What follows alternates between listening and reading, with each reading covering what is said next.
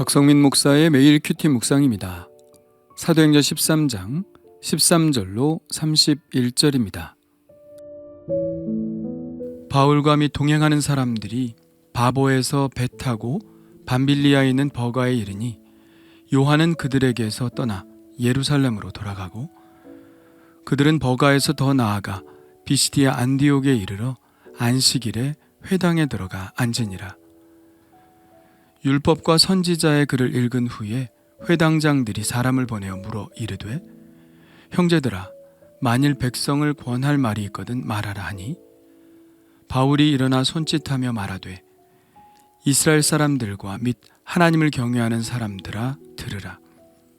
이 이스라엘 백성의 하나님이 우리 조상들을 택하시고 애굽 땅에서 나그네 된 그 백성을 높여 큰 권능으로 인도하여 내사 광야에서 약 40년간 그들의 소행을 참으시고 가나안 땅 7족속을 멸하사 그 땅을 기업으로 주시기까지 약 450년간이라.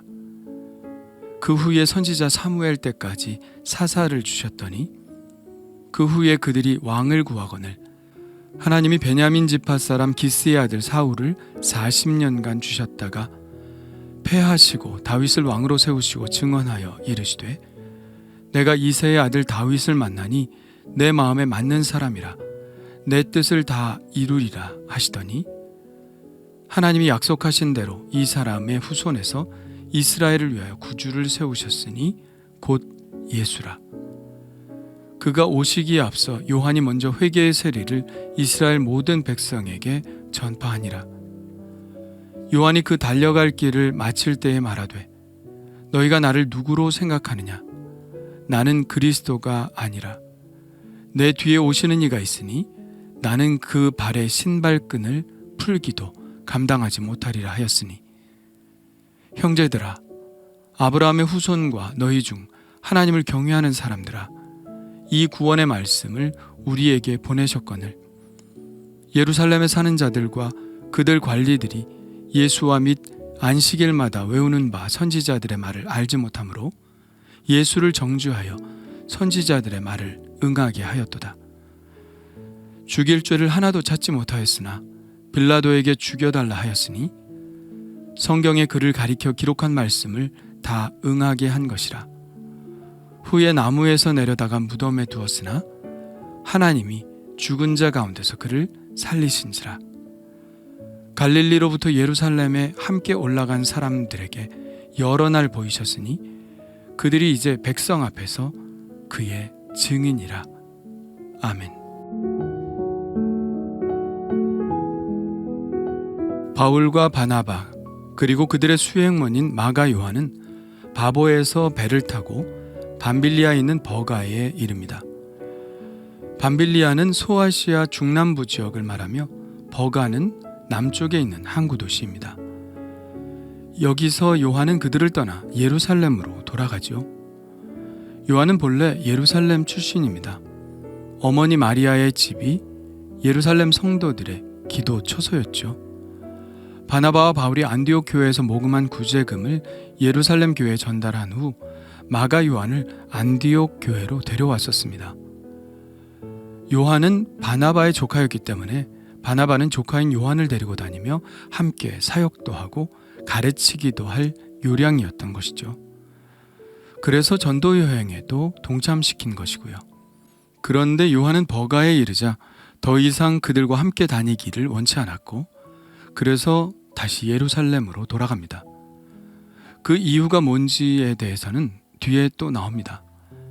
이것이 결국 바울과 바나바를 갈라서게 하는 계기가 되었죠. 바나바와 바울은 버가에서 북쪽으로 향하여 내륙에 있는 비시디아 안디옥에 이릅니다. 바울과 바나바를 파송한 교회가 위치한 곳도 안디옥이었는데요.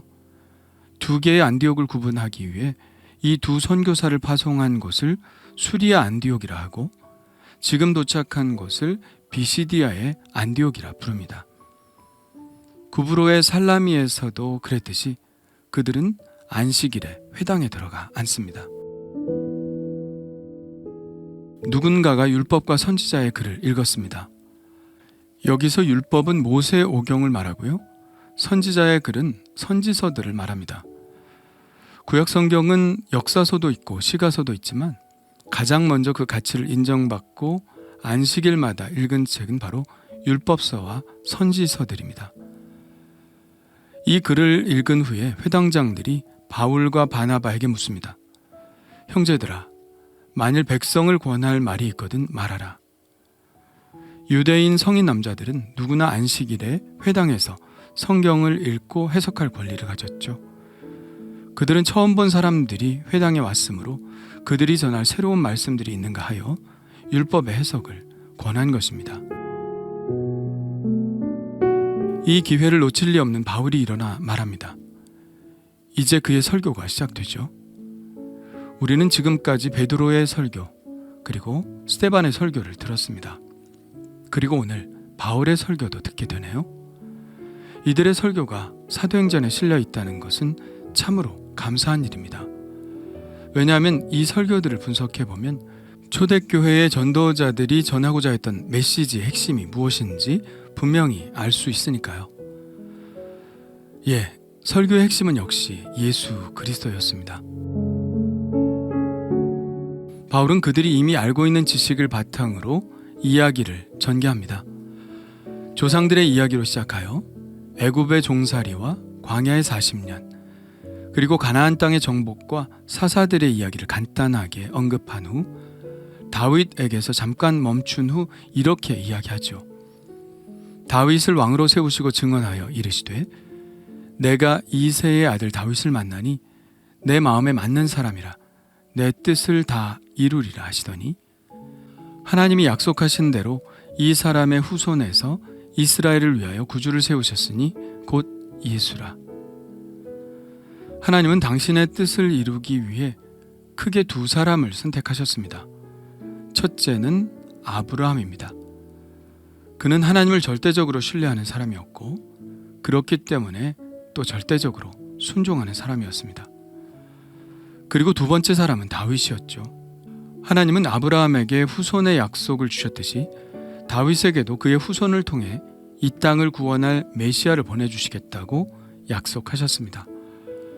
그는 하나님의 마음에 합한 사람이었기 때문에 하나님은 그의 가계를 복의 통로로 삼으시겠다고 말씀하신 것이죠. 이것은 사람들이 모두 알고 있는 사실이었습니다. 메시아는 다윗의 후손일 것이라는 사실 말이죠. 이사야 선지자도 이것에 관해 이렇게 예언했습니다. 이새의 줄기에서 한 싹이 나며 그 뿌리에서 한 가지가 나서 결실할 것이요 그의 위에 여호와의 영 곧 지혜와 총명의 영이요 모략과 재능의 영이요 지식과 여호와를 경외하는 영이 강림하시리니. 예수님이 성전에서 가르치실 때도 이런 장면이 나옵니다. 다윗이 그리스도를 주라 하였은즉 어찌 그의 자손이 되겠느냐 하시니 많은 사람들이 즐겁게 듣더라. 이 예수님의 말씀의 뜻은 메시아가 비록 다윗의 자손으로 오실 것이지만 그는 다윗이 주라고 부르는 하나님이시라는 이야기입니다. 하나님이 다윗의 후손으로 오실 것이라는 말이죠. 예수님이 백성들에게 이 말씀을 하신 것은 그들이 모두 메시아가 다윗의 후손으로 나실 것이라는 사실을 알고 있었기 때문입니다.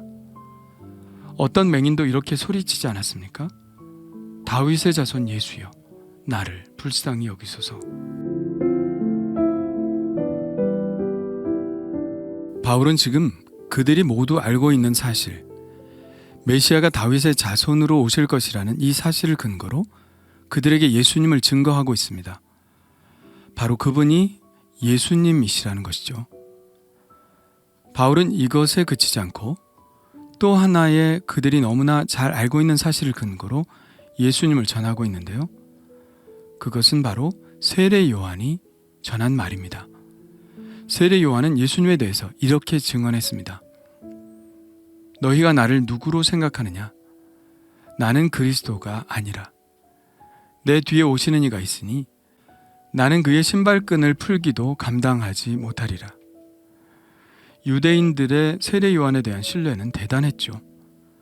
유대인들은 세례 요한을 위대한 선지자로 여겼고 또 어떤 사람들은 세례 요한을 메시아로 여긴 사람도 있었습니다. 그들이 그렇게 존경하는 인물인 세례 요한이 그렇게 말을 했다면 그들은 어떻게 해야 할까요? 당연히 그 말을 받아들여야 하겠죠. 그들이 세례 요한을 존경하는 것이 분명하다면 그들은 세례 요한이 한 예수님에 대한 증언도 받아들여야 합니다.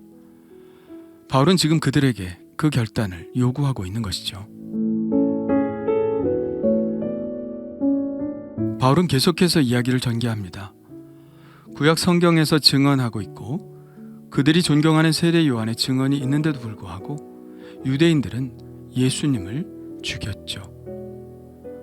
예루살렘에 사는 자들과 그들 관리들이 예수와 및 안식일마다 외우는 바 선지자들의 말을 알지 못하므로 예수를 정죄하여 선지자들의 말을 응하게 하였도다. 그는 이렇게 말합니다. 안식일마다 외우는 바 선지자들의 말을 알지 못하므로. 그들은 매 안식일마다 선지자들의 말을 외우지만 그러면 뭐 하느냐는 것이죠. 메시아를 못 알아봤으니. 그리고 지금도 그럴 수 있다는 것입니다. 지금 그들은 이 회당에서 선지자들의 글을 읽고 있지만 만일 그들도 예수님을 받아들이지 않는다면 예루살렘 사람들과 똑같이 무지한 사람일 수밖에 없다는 겁니다.